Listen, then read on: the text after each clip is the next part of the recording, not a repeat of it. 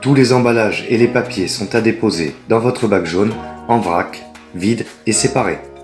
À partir du 1er juin, vous pouvez déposer de nouveaux emballages. Les pots, crème fraîche, pots de yaourt, plaquettes de beurre et les tubes type dentifrice.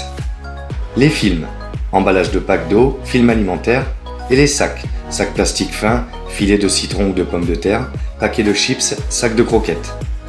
Les barquettes, barquettes de jambon ou de fromage, barquettes de polystyrène et les boîtes, boîtes à œufs. Les petits métaux, papier aluminium, dosettes de café, capsules. Ces nouveaux emballages s'ajoutent à ceux que vous connaissez déjà, à savoir les bouteilles et flacons en plastique, les emballages métalliques, les emballages en carton ainsi que les papiers.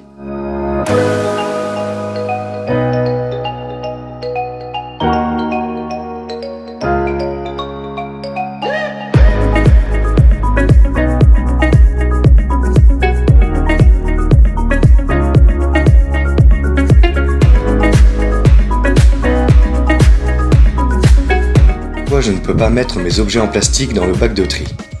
Les jouets sont composés de différents types de résines plastiques et toutes ne sont pas recyclables.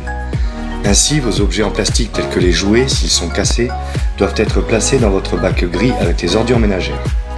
S'ils sont en bon état, pensez à les vendre ou à les donner pour leur offrir une seconde vie.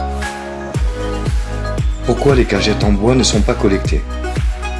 Le centre de tri n'accepte pas ce type de matériaux. Les cagettes et autres déchets en bois doivent être apportés en déchetterie afin d'y être recyclés. Pourquoi ai-je du scotch refus de collecte sur mon bac?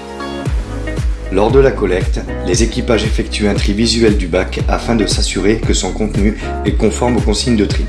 S'ils identifient un objet indésirable, ils signalent par la présence d'un scotch le refus de collecte. Ce refus est transmis aux ambassadeurs de tri qui informeront l'usager de la raison du refus et répondront à ses questions à des fins pédagogiques.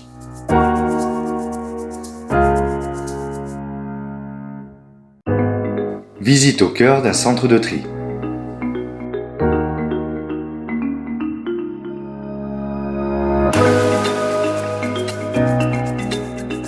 Lorsque les emballages et les papiers collectés sont acheminés au sein du centre de tri, ils vont passer par plusieurs étapes successives afin de permettre de séparer les différents emballages selon leur nature ainsi que les papiers.